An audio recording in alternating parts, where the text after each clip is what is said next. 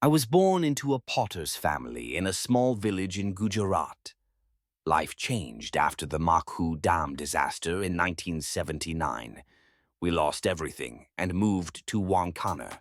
I failed 10th grade, worked at a tea stall, then a brick factory, before learning traditional pottery.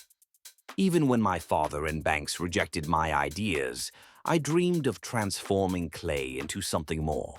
In the late 80s, I started a small clay plate factory. By 1995, I was exporting clay water filters. But in 2001, the Gujarat earthquake destroyed it all. A newspaper photo of a broken clay fridge with the words Garibon Ka Fridge Tut Gaya moved me. That moment sparked the idea for the Mitticool, a refrigerator made entirely of clay that works without electricity. People laughed, doubted me. But I believed. I mortgaged my father's home, took huge loans, failed many times.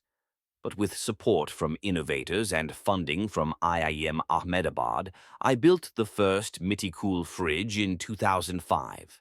By 2007, I launched my company, Mitticool Clay Creations.